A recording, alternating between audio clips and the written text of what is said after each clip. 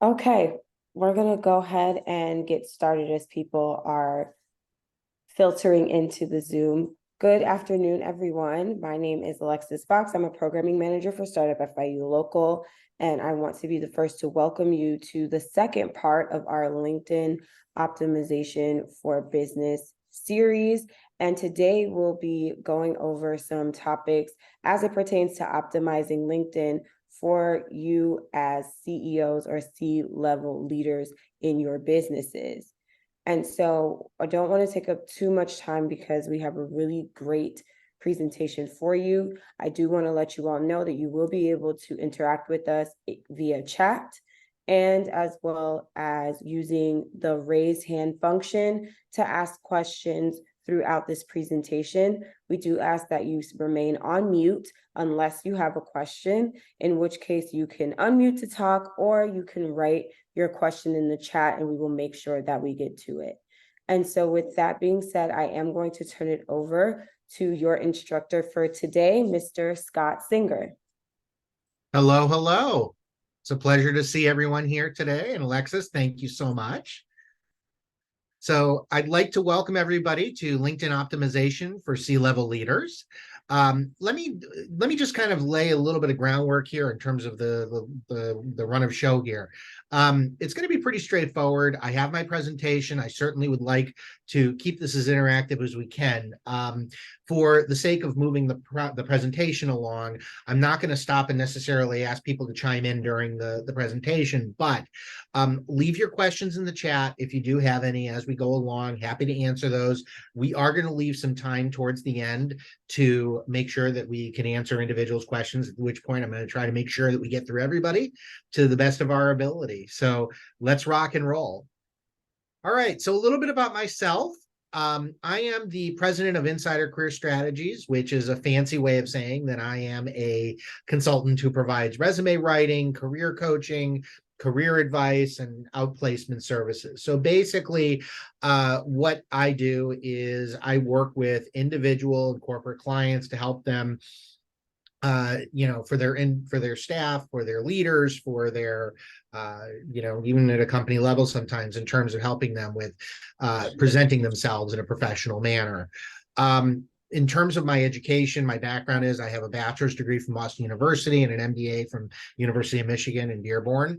And before I was doing this work, and which I've been doing for full-time for close to 9 years at this point, I was a professional recruiter. So I worked with companies such as Bacardi, Motorola, LVMH, Ryder, and some other ones as well. Just in terms of LinkedIn, in terms of talking about the platform, I remember when I was at Ryder and it first came on my radar. I think this was around 2005, and it was still an early tool then. It really wasn't widely adopted. Today, it is probably the single biggest career tool that's out there, and from the standpoint of knowing about what we're going to talk about today. I mean, this is really kind of for the focus of helping people who are at the C-level understand the best ways to use this to help yourself from a professional standpoint. So let's dive in. So first of all, this is the age of LinkedIn, no question about that. It is the business-focused social media platform. Keep in mind, social media can mean different things. There's Facebook and Instagram where you're going off and showing your pictures of what you did on your vacation and, videos of your cat playing a piano and things like that. That's not what this is. This is really, your business platform. So, in terms of the company itself, it is owned by Microsoft. If you didn't know that, it's they've owned it. They've been working over the past several years to try to monetize the living heck out of it. To some degrees of success, they've made some good decisions and some bad decisions. But overall, the system still works very, very well, and it's out there, and there's a lot that you can gain from this. In terms of the scope, there are today, I checked this about 3 weeks ago, there's about 950 million members in 200 countries. So there are probably some accounts that are duplicates, people that have some, accounts that they put in that are kind of orphaned. They haven't worked on them. They opened up a new account. But, I would say probably closer to the 900 million, which means that it's still 900 million people, which in a global population of about 8 billion people, we're still talking about better than 1 in 10 people are on LinkedIn. So, and if you think about that from every man, woman, and child, that's a pretty impressive population that's on there. And you can access in 26 languages. I don't know if you know this, but you can actually build profiles in multiple languages without having to create a whole new profile. So there is functionality there that can be certainly helpful from that standpoint. But the other part of this is that when you're building a LinkedIn profile, you need to think about there's actually 2 different constituents. There is you as an individual, but there's also your company.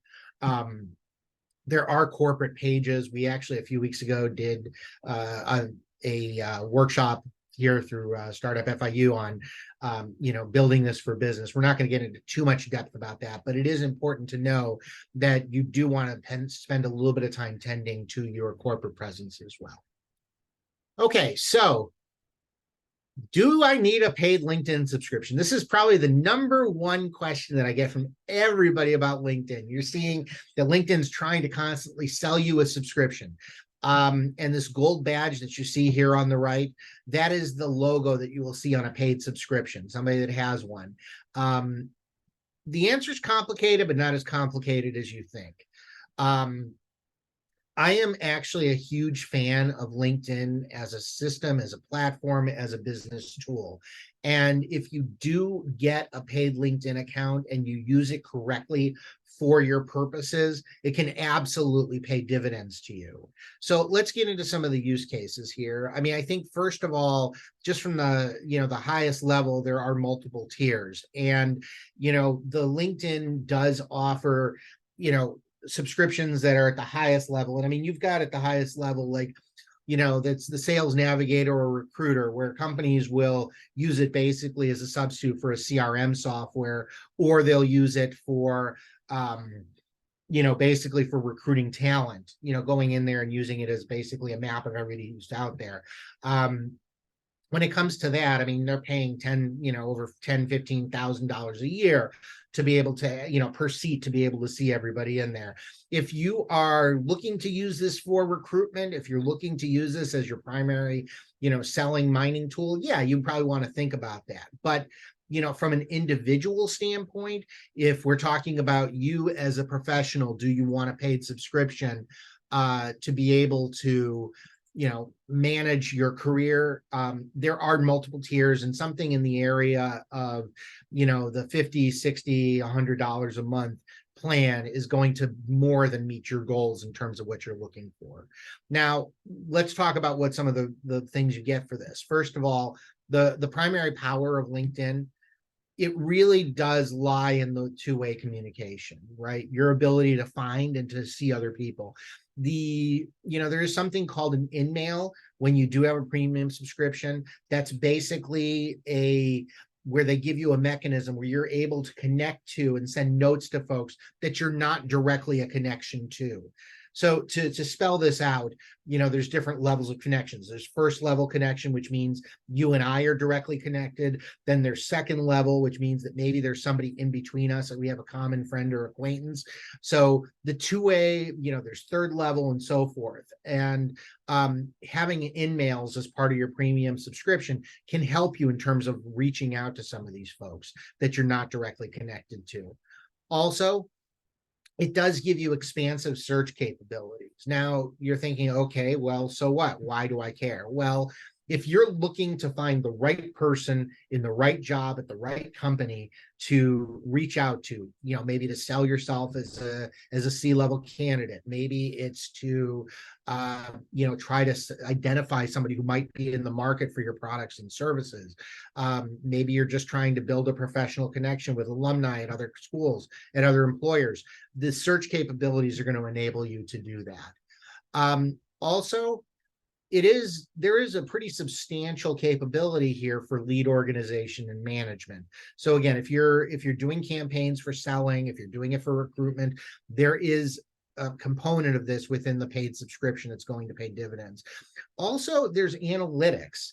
A lot of people don't think about this, but and it's probably, you'll probably sleep better at night if you don't think about this, but LinkedIn does collect a lot of data on your users, people that are using LinkedIn, how who's looking at your profile, who are people that have a likelihood in terms of, similar job titles. So, those analytics sets that you'll get access to, you'll be able to see who's viewed my profile and what are some of the things you can do with that. The paid subscription will give you additional capabilities in that area. And of course, to see who's viewed your profile, some people think of this, well, that's kind of intrusive, right? Somebody's looking at my profile. Why do I need to know this? Well, the way that I tell people is it's kind of a warm lead, right? Maybe you can see, okay, I've seen all these individuals who have looked at my profile. First of all, am I reaching the right audience with what I'm doing? And if you can see, okay, that, I'm a C-level and I'm getting C-levels looking at me, that's great. That's the right people. It's the right target audience. Maybe I'm selling widgets and I'm finding people that are in the market for widgets that are looking at my profile. Great. That's another group that I really want to reach. If you're seeing that everybody's trying to sell you lead generation services or virtual assistants, probably not. But you can use that and you can also mine it. And it's also a warm lead. So if you are the CEO of Widgets Inc. and you see that a buyer of somebody is looking at your profile and it looks like they probably use widgets, you can follow up on that. Hi, I'd like to follow up with you. I've seen you looked at my profile.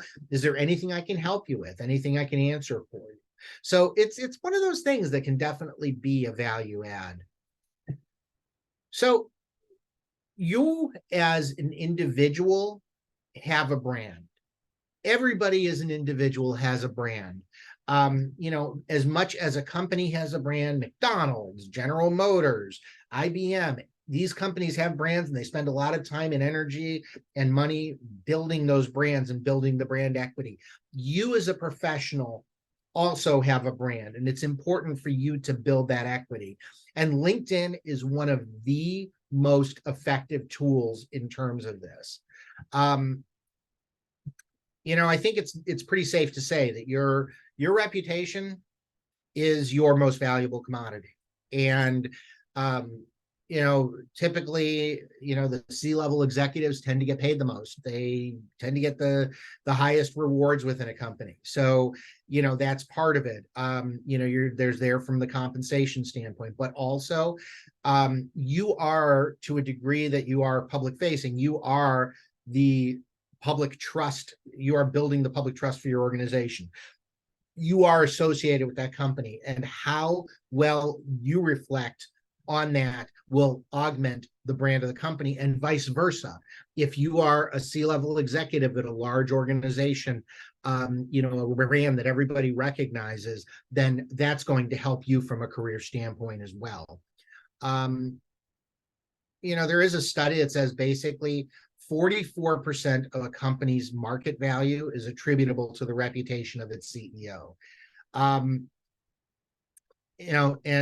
also strong CEO reputation management does also attract and retain employees. So, this is one of those things that I think is probably a little more fuzzy. It's not a hard and fast thing where you can say, okay, that's great.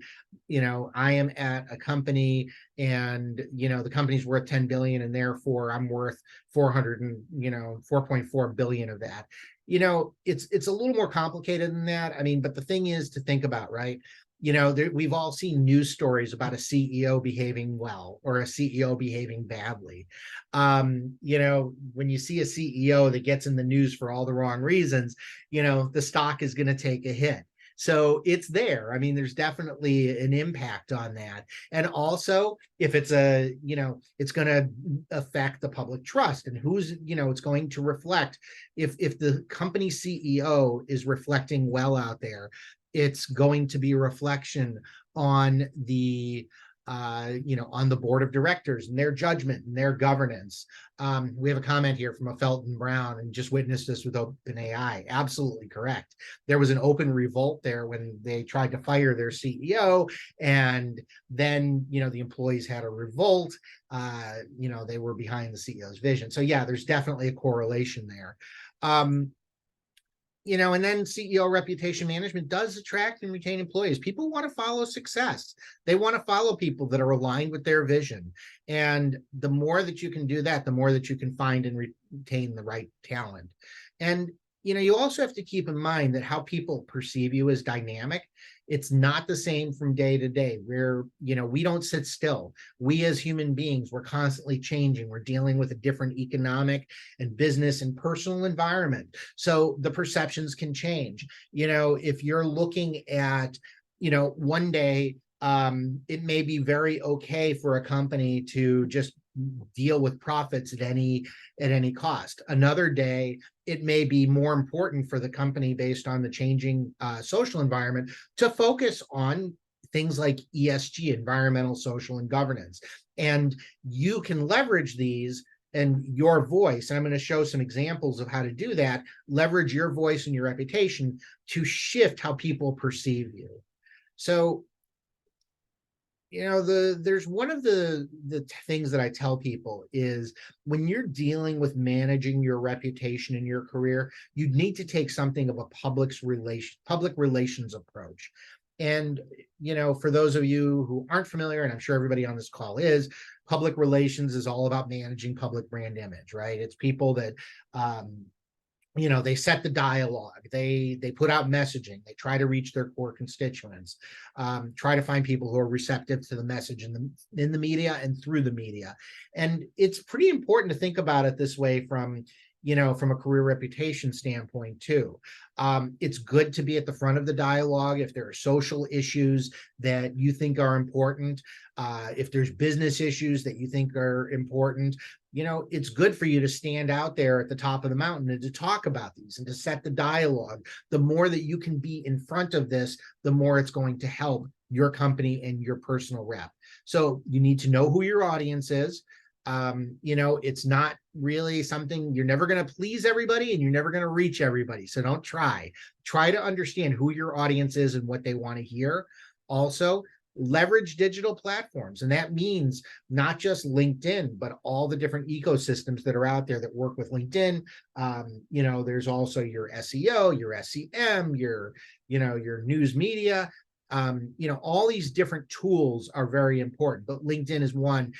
LinkedIn is a very good one because you largely do control your messaging.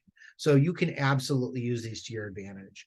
And, the other thing is, you want to have compelling content. If you're putting out verbiage and content that nobody really wants to see, they're not going to pay attention to you. But if you're finding things that you feel that people will have a reason to listen to and they want to hear from you, this is... I'm gonna come straight out and say this. One of the things that a lot of C-level executives have is a very large ego. All right. It comes with the territory. You want to do big things, you've got to think big. And I get that. And you want to have confidence. But also keep in mind that things that are important to you may not necessarily be the same things that are important to your audience. You want to separate yourself from that. This is all about finding things that that people that are interested in you are going to find that they're going to want to follow. So, and lastly, you want to be proactive about this. Don't be at the tail end. If you see that the storm is coming because maybe there is the potential for one of your products or services to have a potential blowback in the media, you can get in front of this. You can get out there, proactively message it, and LinkedIn is a great tool for that. All right. I do want to address, somebody had asked, Sandra Barrios, are we getting the recording presentation? You can certainly follow up with the team at FIU. They will go ahead and get you the information after the presentation. So yes, no need to transcribe everything that I'm saying here. So let's talk about who your audience is. First and foremost, you have potential future employers. And I think it's important to note that nothing is forever. You may be doing great in your job today and you may be enjoying your job today, but you always want to think about, what's your future career step? What is it that you want to be? Maybe you're a chief marketing officer today and you want to be CEO. So you want to think about who's going to be in the market for those types of skills. Also, maybe you're a CEO at a smaller company and you want to look for your next opportunity in the future at a larger one. This is not the kind of thing, though, that at your level that you're necessarily going to find all the jobs posted on the job boards. This is about planting seeds and making sure that you're building your reputation over the long term so that you're building your value online. One way that I talk about this when it comes to LinkedIn and building your reputation, I like to call it footprints in the sand. And the idea being that, people will be able to see where you've walked, and maybe you plant something over here, and maybe you have another topic over here, and what's going to happen is that over time there's going to be an indexing of your materials. People will hopefully see and share what you have. So think about this in the aggregate, not just that one blog post or that one article that's going to blow people away. Also, executive recruiters.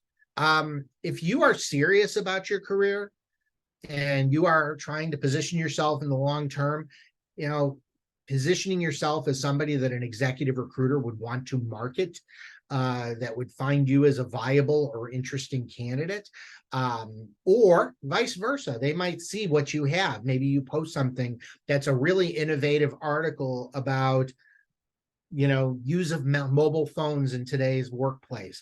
And maybe they have somebody who's a candidate who might be a thought leader in that space. They can, maybe make that connection from a staffing standpoint. But the other part of this is, the more visible you can be to these executive recruiters, the more likely they are to say, okay, this guy, this gal, this person thinks the way that we need. They're obviously a visionary, and it'll go a long way towards working towards getting into their databases.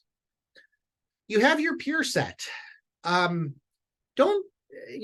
works in a vacuum. We all work in industries and, beyond industries, we work in an economy. We have fellow C-level executives. We have fellow CEOs, CTOs, CMOs, CSOs. There are a lot of people out there that are your peer set. And, you can position yourself as somebody who is, somebody to look up to among your peers, first among many. So, through thought leadership or through finding new ways to do things. It can never hurt to have too many good connections out there. Another is industry experts. The economy is so massive, and the number of industries that are out there are so diversified.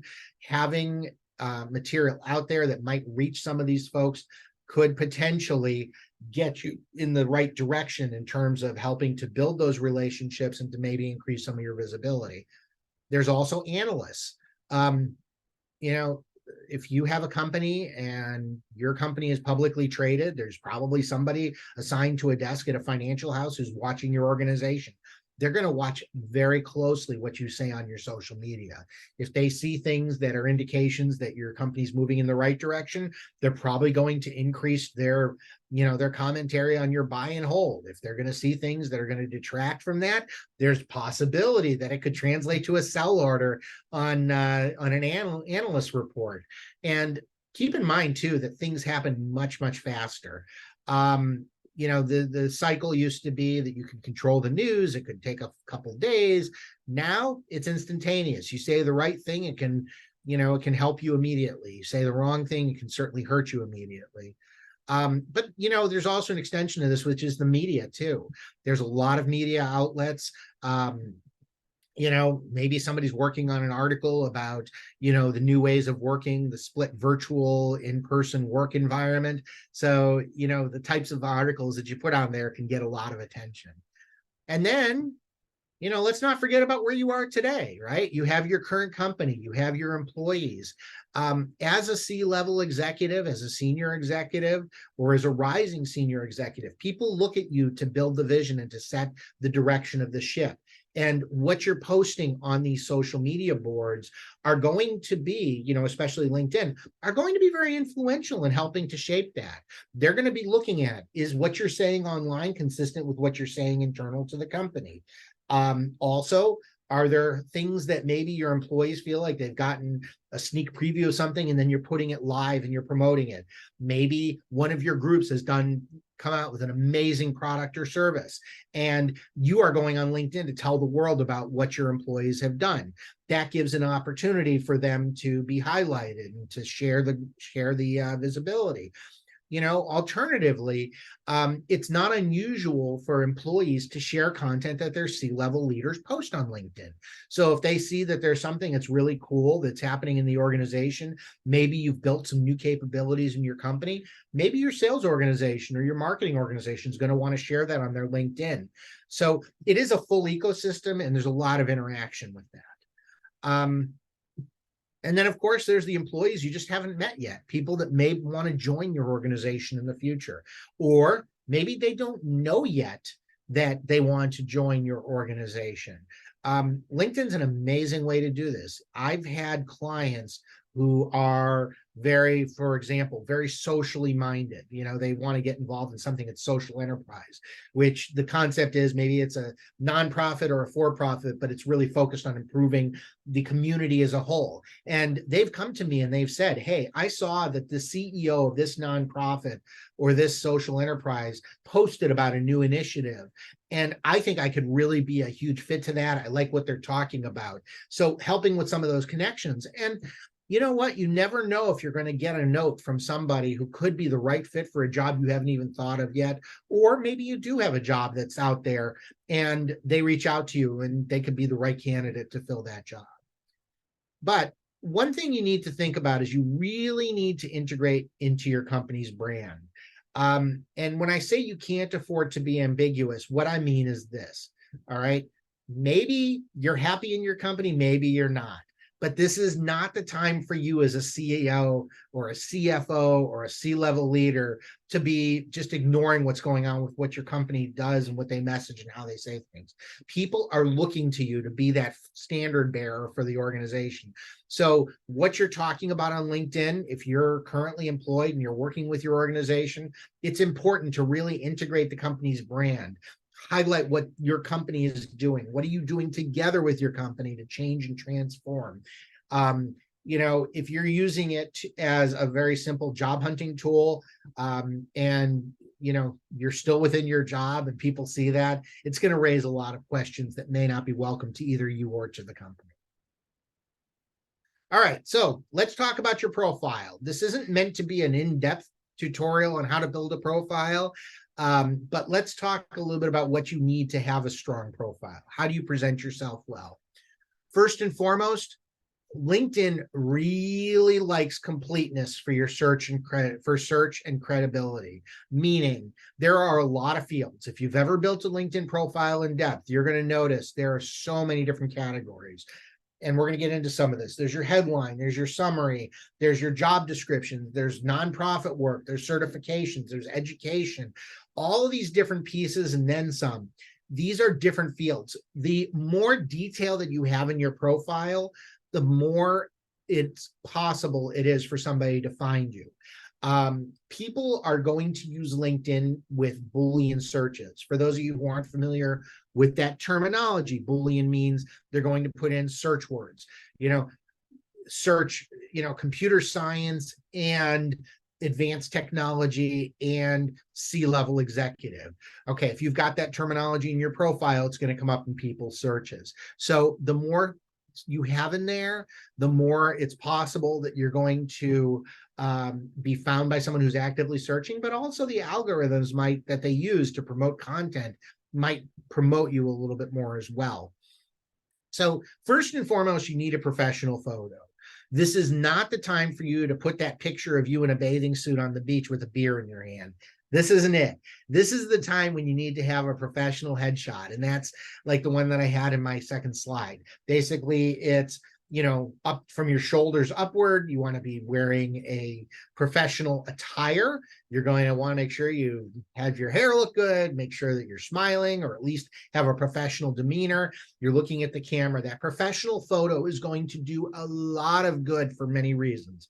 Number one, people want to see that you are professional and you're taking it seriously online. Check. The next thing is, there are some, what I would call kind of ghost profiles out there, people that really haven't filled out a lot of detail.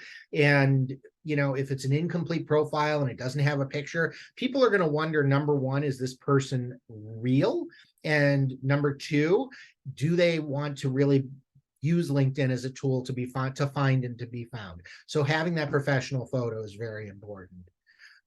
You also want to have a good headline. So, this is typically, if you put in your profile information and you don't put in anything in your headline, this is what shows up next to your photo.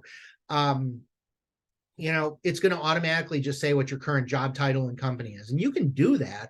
There's nothing wrong with that. But the beautiful thing about your headline is this is the first thing that somebody sees along with your picture. You get 240 characters to really play with this, and you can use bullet points to separate this out. So as you can see, for example, what I've built here is a headline: Chief Executive Officer, Smith Corp, bullet; strategy, bullet; operations, bullet; consumer products, bullet; leadership development. And what I've done here is I have managed to show that this CEO is not just somebody in this job, but we're thinking about the competencies. We're thinking about the different categories that somebody wants to be seen as.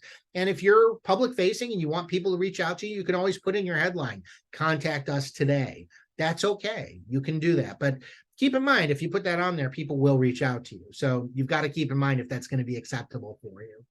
Also, you have your summary, which is 2,600 characters. This is the section that comes right between your headline and your jobs.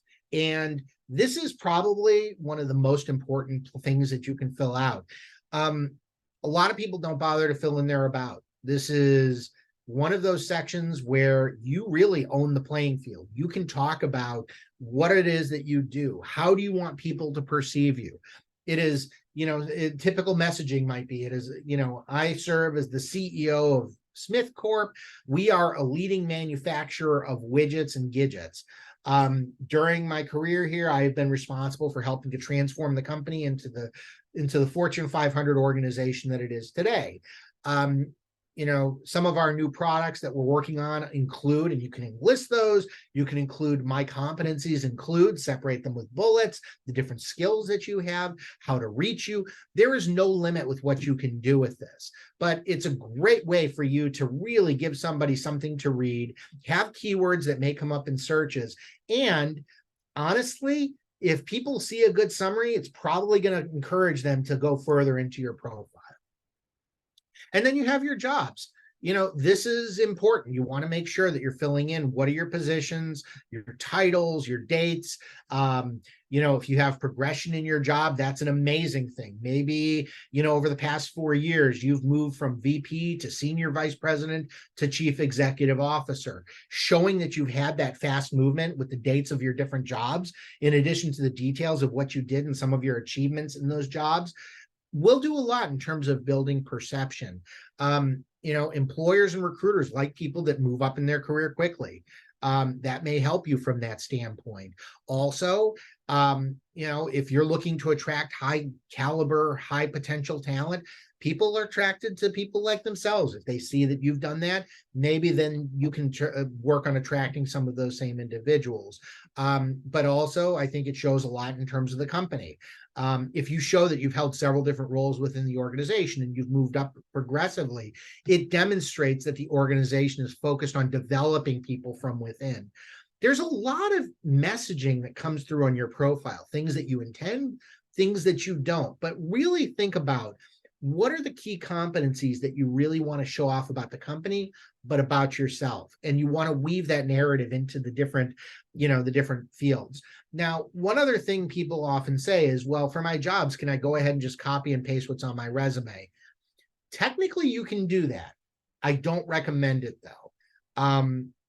You typically want, the resume is in something what I call implied first person. You're not using I and we and things like that. You're using verbs and then, short, succinct descriptions. LinkedIn should be a little bit more conversational in terms of its tone. So you want to write it in the first person explicitly, but also when you're putting in your achievements, you're going to have achievements and things that you've done in your job. You don't want to put things on there that may be too sensitive, too confidential. You probably want to, I wouldn't say water it down, but you want to make it a little bit more prepared for a mass audience. So if you can take some of that time to, make it more general, instead of saying that, turned around a company that was experiencing ongoing losses. If it's a privately held company, they may not appreciate that. But if you say, built a high performing culture that increased revenue year over year for the past 3 years, okay, that's generic, but it's good and it shows achievement. So you want to really be sensitive about that. And again, don't get into too much information. All right, so let's talk about this. And by the way, if you do have questions, I do encourage you, please put them in the Q&A or the chat. We'll go ahead and get to those. But some other factors to consider when you're building your profile. This is your game. You control this messaging. Now, you write the profile. Nobody's going to write it for you, although you do have that option, by the way. There is AI that you can use to write your summary. I do not suggest that. You're going to end up with something that looks as generic as an AI would write. But what I would say is that, you do control the message. However, it is a social media platform, which means that people can still comment on other people's postings. They can, they can basically call you out when they're writing things online. So, keep in mind, you can start the conversation. You can't necessarily control where it goes. You may go in with a very finely crafted, public relations written message in terms of what you're trying to say about your job and things going on at the company. But if it doesn't reflect what's really happening out there and your audience doesn't like it, you could really find yourself on the wrong end of the dialogue. Be thoughtful about what you include. Don't write things that are going to be too sensitive. Don't write things that are going to detract from the company's messaging or from your own professional messaging. Really be sensitive about that. The professional presentation is absolutely key here. If it looks like you threw together your profile over 10 minutes, people will know it. So spend some time, craft it, work on the messaging, iterate it. I would suggest thinking about putting it into a Word document first, make sure it looks right, feels right, and then you can go ahead and you can upload it into LinkedIn. You want to have a well-shaped executive tone. Now, what do I mean by this? What I mean is that people at the highest levels of the company generally don't tend to speak the same as those at the lowest levels of the company. It's not that a senior executive is necessarily any smarter than the people below him or her, but in fact, the ideal company is one that you've got a CEO that, listens to people below them. And really has an inclusive culture and doesn't believe that they know everything. But what is important is that for a C-level executive, you don't want to get too bogged down in the tactical. Here's my day-to-day routine. Here's what I do every single day. What's more important is, using executive language, strategy, vision, P&L results, executive capabilities. There's a whole, you can find, you're not going to have a problem finding the executive type language when you go online. I don't mean that you should use this willy-nilly and just, throw some stuff up there so it sounds like it's fancy. But if you are going to build the profile, you want to make sure that it really shapes and reflects that you are a thinker as well as a doer, but that you are thinking at the highest level, you're working through your organizations to empower them and to get the maximum results as an organization. That's what's key here, not your day-to-day work. And then demonstrate your impact via achievements. If you've got things to highlight, by all means, highlight them. as I talked about, make sure you're not giving away too much information, but that's how you're going to show off your value. And then your leadership competencies, as we spoke about. Just to kind of circle this back to the whole conversation about who you are and ego, try to remember this isn't really all about you. Yes, it is. It is your LinkedIn profile. This is your dialogue. You're trying to promote yourself and your organization. But, as a senior executive, this is about building culture. This is about preparing your organization to achieve with or without you and working through and with others to make things happen. Alexis, you had your hand up. Sorry, Scott, continue. No, it's okay. Do you have a question? No, thank you. Okay, very good. So let's continue then. So, as I mentioned, this is social media. You can't control what happens to the message. If you don't want it out there, don't say it. All right. I'm not saying you should be paralyzed and shouldn't make comments that go online, but, you got to be very careful. Don't put things that are, you want to watch the tone. You want to watch things that may, I'll give you some examples. Make sure that you're not putting up items that can be perceived as sexist or racist, overtly political. Unless you're a political operative, you want to stay away from politics and controversial content. But you want to make sure that you want to stay, within those lines. Also, if your company is in the middle of a controversy, putting something up there that may be easily disputed or readily disputed can really spin things out of control. So, don't put things up that you don't think you can control. Don't put up things that, show off poor judgment. But, keep in mind that these things do sometimes take a life of their own. So I'm sure everybody here has seen LinkedIn. You've got your, your front of your profile, but we have what's called the feed. And this is your feed, right? This is where you're going to see what's happening in your network, what's going on with folks that, what's going on with folks you don't know, but all of that is going to show up in your feed. Now, when I talk about using the feed, let's talk about how you're using this. So first of all, this is how you tell the world what's going on, right? This is, this is where you can put up. So let me go ahead and I will use an icon here because I want to make sure that we're capturing this. So first of all, you have media, right? This is where you can post. Maybe you've got a picture of your latest and greatest product or service. Maybe you've got a great event that you want to host, want to show a picture from. That's where you would do that. Now, then there is your job. This is not your job, but do you have a job that you want to advertise within your company? This is one of those things where you can get a lot of visibility.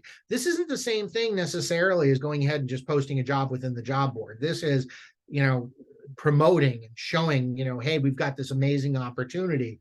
You can see what's going on with our organization. And then you also have here an article. Now, for those of you who are, would like to be a thought leader, this is an amazing platform for you. You have the ability to write articles, write blogs where you can say, hey, here's what's going on about the company. I've got a long-term business acquaintance that I've worked with in terms of, his background. He's an organizational psychologist. And, from his standpoint, from his background, he's got a lot going on in his field.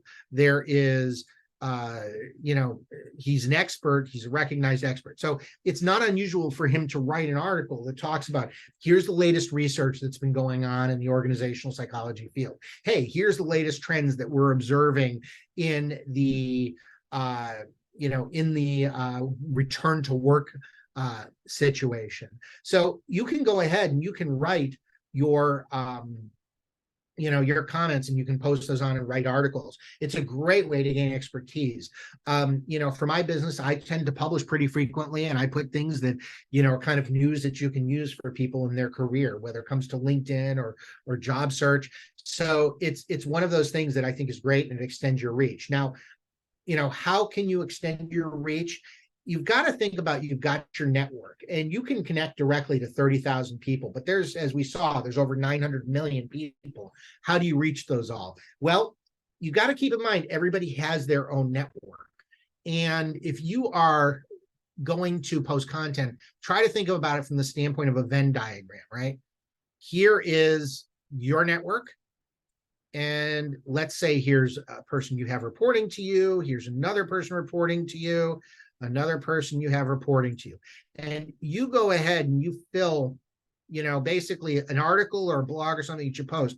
It's at the center of that Venn. So now, if you've done that, and maybe, employee one goes ahead and, reposts this article, or they make a comment, and coworker two does the same, and somebody in your industry does the same. Now what you've done is you have more than tripled your reach. You have reached this network, you've reached this network, and you've reached this network. And if they make a comment, so let's say they make a comment on your post, somebody in their network you may not be connected to will see that post as well. And then maybe this person goes ahead and comments, and this person goes ahead and comments. This is basically how things go viral. So, I'm not suggesting that everything you write is going to be viral, but what I will say is that having content on there that people find interesting and they want to share can definitely help amplify your message. We got a question just a moment ago. How often should we go ahead and post on there? From Yasli Prado. You should actually, think about what's going to make a cadence that makes sense for you. One thing you don't want to do is post things all the time. I think people will tune you out. If you post infrequently enough, nobody's going to pay attention. So I'm not a marketing expert, but I would say that if you've got something to say, then say it when you do. For me, I tend to post an item probably about once a week. That's a good cadence. It kind of tells the world, hey, I'm out here and I'm alive. Here's some things that I'm seeing. And it does a good job of making sure that, that the word gets out there. But, there's no hard and fast rules here. I mean, look, if you're, if you're Beyonce and you got your empire of doing music, and you do, some of the businesses that you've got that go along with that, you may have a loyal following that wants to hear from you more often, but I don't know that we're all that interesting to post all the time. So I would say post as frequently as is realistic. Also, keep in mind that you don't necessarily have to post on everything. You can, like I've got here, Christina's post. I could actually go ahead and sometimes, just writing a comment, congratulating them on something that they've done. Maybe you see other people in your feed. Maybe one of your employees is hyping something that they've done. Hey, they just completed their PMP certification. Think about the benefit that you're going to get from just writing in their profile, congratulations, Julie, this is great news. It's going to make the employee feel good. It's going to show the outside world that you as a CEO pay attention to what your employees do, and that you're focusing on helping to build culture and development within the organization. So you want to keep up on happenings, keep up with your connections and follow companies. You do want to position yourself as a thought leader. If you've got something really cool and interesting and forward-looking, this is a great place to put it. Build your brand reputation, share your news and your work, and then you can like, share, and comment on other people's posts. Recommendations. You've seen them. You love them, you hate them, but they're there. And people do have the ability to recommend you, and you have the ability to recommend people. This is an amazing, amazing tool. And the reason that it's so great is because people saying nice things about you builds your credibility, and vice versa. It's just as nice to give as it is to receive. If you say things about other people, you're helping to bolster them. Maybe you had somebody from your organization that worked for you and they moved on to another company. Giving them that nice recommendation is going to do wonders for them. And it could do wonders for you too, because it's going to improve your visibility. But it does, think about the fact that somebody is willing to write a recommendation and say something that's going to live on in the internet, and it's going to show how much you approve of them. It's going to do a lot for your credibility. Also, you can ask people to write these for you. Why not? People, who you trust. We all get stuck in our workaday business environment. Not everybody has the time to go ahead and to think about, gee, I'm going to go and write in some recommendations.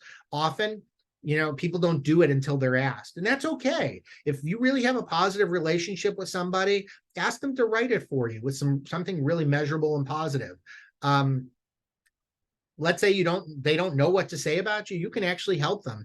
I had people who have said, Scott, I'm happy to recommend you, but I don't know what to say. What would you like me to say? So I've sent them a short blurb, and, this might be something you want to work on editing. You might have certain priorities. Maybe you want to highlight more of your product innovation experience. Having somebody who you partnered with as a coworker, as a peer, as a manager, as a superior, as a subordinate, getting those types of feedback out there, you can definitely do that. And you can definitely give them the framework for that. So let's get into some final thoughts here, and then we'll open this up. We'll open up the questions, Alexis. In terms of some final thoughts, first of all, really be thoughtful about what you post. Stay on brand. Don't go off brand. You've got to think about how hard it is to keep things going when you keep it, once you've had it built to a certain point. So make sure that you are keeping your branding consistent. I've mentioned that a few times, but I'm going to reiterate that. Also, remember that this is business. Don't get too personal. Don't put on your vacation information. Don't, just stay with the business stuff. I don't think anybody's really too concerned with what you've had for lunch unless you're a food critic. So just keep that in mind. Stay away from posting or commenting on divisive comments. I don't know that it's really any big news here, but we're in a very divided political environment right now, for example. I don't care if you love Biden, love Trump, hate Trump. This is not the place to write this content, because the only thing that's going to do is it's going to alienate half the people that are out there if you write the wrong thing. So my suggestion is, unless you are a campaign manager and you do this for a living, or you're a political pundit, my advice, stay away from it. Honestly, there's not much good that can come from it, and a lot more harm that can. You do want to strategically build your network, and I think I would encourage everybody to go ahead and to try to add connections in a meaningful way. If you know people out there that, maybe people you've worked with, people you want to work with, people that you've interacted with from a, vendor standpoint or a customer standpoint, don't be shy about it. If you see somebody that maybe you haven't met before, but you think that there could be a good connection because you share an industry, reach out to them. Tell them why you're sending them the invitation. Can't hurt. You do want to make your messaging enticing. Again, don't get boring. Make sure that it's important. And of course, remember that online content lives forever. Act accordingly. I can't tell you how many times people have said, "Oh, I never said that." And then somebody comes up with a screenshot of a Twitter post from 5 years ago that says, "Oh, I've got receipts."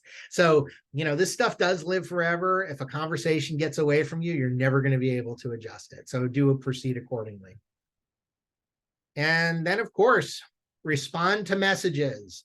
If you get a whole stack of LinkedIn messages from people that want to communicate with you, the worst thing you can do is just ignore them.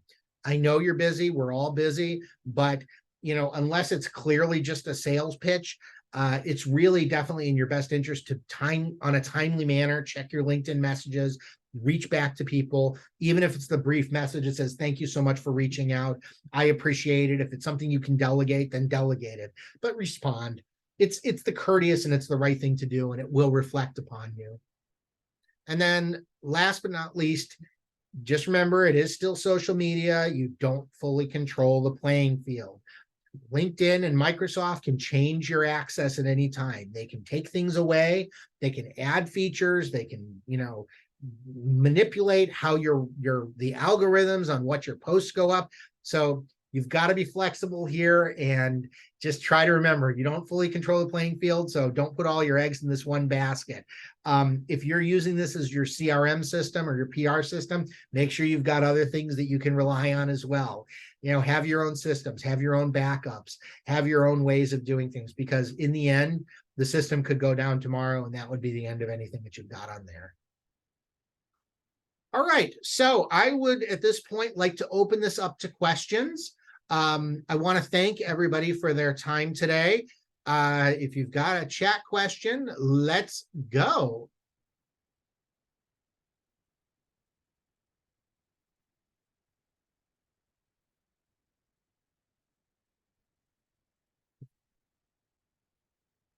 Alexis, Barbara, anything you'd like to add at this point?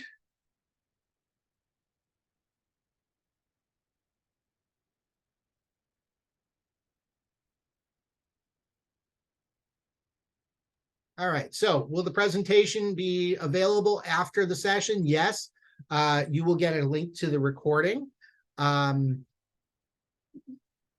far as that goes, yes, you will definitely get that.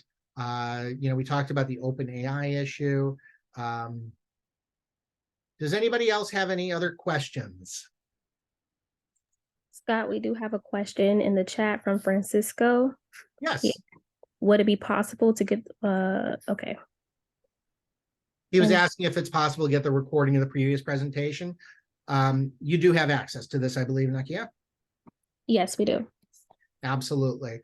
And, I do want to mention, by the way, I want to put in a good word here for FIU. I mean, the work that you guys do over here, just to kind of go back to the, the startup FIU local, the resources that they offer are tremendous.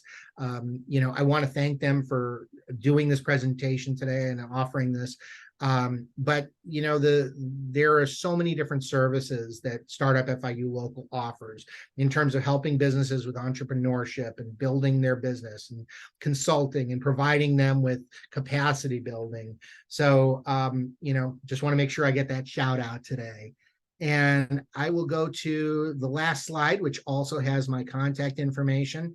If anybody, if you would like to reach out, please feel free. And we'll just stay here for another minute if anybody has any other questions. You all please take the opportunity to ask questions to Scott directly.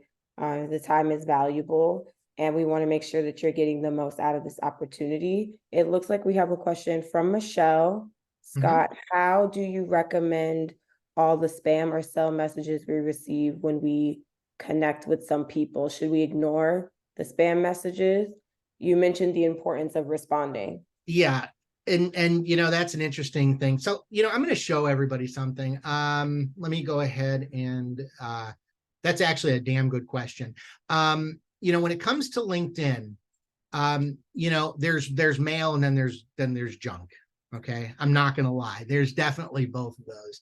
So let's go in here. If you ever go into your messages, there's actually now a second category where they have other. So that's typically where you're going to find your spam messages. I'm just going to show you. Hello, we are going to open a new company in the United States recently. This is currently in the preparation stage. After reading your information, it's spam. It's useless. It's not really something that's going to, there's nothing there that's going to be useful. You don't really have to reply to that. But, what I would suggest is a couple things. First of all, be sensitive about the fact that, when people do take the time to send you a sincere message, hi, I saw your presentation last week when you were, at the local SHRM chapter. Hey, I'm interested in careers at your company. Who should I talk to? Hi, we actually have a product that may work very well with your company. Is there somebody I should talk to about strategic partnerships? Those are, these are acceptable business questions. These are the types of things that you're going and trying to make a valid connection. Hey, I'm interested in joining your organization. Who should I talk to? these are valid. These are the types of things you want to answer to. I can't tell you how many messages I get on a weekly basis, people offering virtual assistant services, people who are trying to, make me their procurement agent in the United States, even though I'm not a procurement person. They don't bother to read what I'm doing. Hey, I won the lottery, I needed access to a US bank account, typical scams. So no, you don't have to respond to that. But if it's a real person and you get the sense there's something real there, yeah, absolutely. I think you owe it to yourself and you owe it to the other person to respond. Because I can tell you that if you don't respond to those messages, there could be fallout. And let me explain some of the fallout. When you are a representative of your company, you don't just represent your personal brand, you represent the company's brand. And let me give you an example. I used to work at Bacardi, spirits company, consumer products. And, I was, as the corporate recruiter, I had a very public facing job. And it was important for me to make sure that I made meaningful, positive connections with people when they reached out about a job opportunity, even if it was just as simple as sending them a no thank you letter. And the thing is that people have choices. If they think that, oh, well, they were so arrogant when I tried to apply to a job there and never bothered to reply. And, they say, well, I don't really need to go buy that bottle of Bacardi. There's other brands on the shelf. I can go and buy that. And if you don't think that people don't think that way in the broader market, you're mistaken, because they absolutely do. So you want to manage your brand from that standpoint. So do we have any other questions? All right, going once, going twice. Alexis, thank you so much for the opportunity to present today. Thank you for going ahead and sharing the information with everybody. That concludes the presentation. I want to thank everybody for coming today. As you saw, I will go ahead and I'll share my contact information one more time. So we have here, if anybody would like to reach out to me, please feel free. Thank you very much.